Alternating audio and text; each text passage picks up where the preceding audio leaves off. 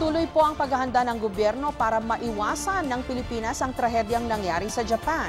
Pero ayon sa kilalang arkitektong si Felino June Palafox Jr., hindi pa raw handa ang mga gusali natin sa ganitong kalakas na lindol. Aminado ang DPWH na delikado ang mga bahay na nakatayo sa fault lines. Gayunpaman, patuloy ang ginagawa nilang pagsusuri sa mga pribado at pampublikong gusali. May report si Jam Sisante. Ang gusali ng GSIS kung saan nag-oopisina ang Senado, kinakitaan na ng ilang lamat o bitak matapos ng lindol ilang taon na ang nakakaraan.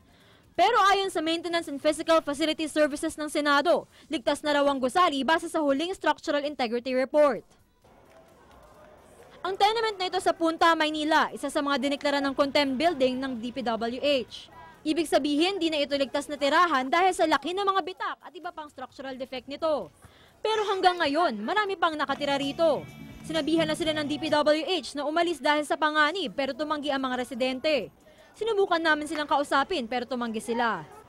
Noong nakaraang taon pa inumpisahan ng DPWH na suriin ang mga pampublikong gusali. Inatasan na rin nila ang mga lokal na building official na inspeksyonin ng mga pribadong gusali kung may structural defect ang mga ito. Ang concern namin ngayon, which will be our priority, is the audit of the old buildings. These are the buildings that were constructed before the code came into effect. Ito ang sinasabi ni Architect June Palafox kung bakit hindi lubos na handa ang Pilipinas sakaling tamaan tayo ng malakas na lindol. Rekomendasyon ni Palafox, dapat ngayon pa lang suriin ang mga gusali, lalo na yung mga luma na at karaniwang maraming tao palagi.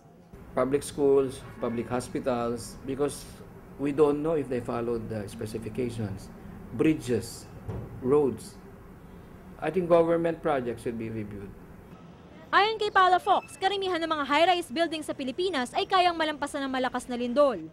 Dumadaan kasi ito sa masusing inspeksyon para masigurong alinsunod ito sa standards ng building code. Kasama rito yung kahandaan sa lindol, malalakas na hangin at iba pa.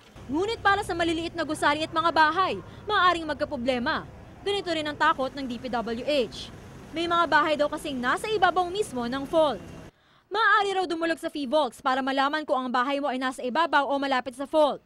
Pero ayon sa DPWH at kay Palafox, di lang sa infrastruktura nakasalalay ang kahandaan sa mga sakuna. Hindi mo maalis yung mag-panic yung public. No? So that's where the local units would come in. No? Yung disaster preparedness, yung mga drills. I don't think national government can do everything. National government need everybody's help. Jam Sisante, GMA News.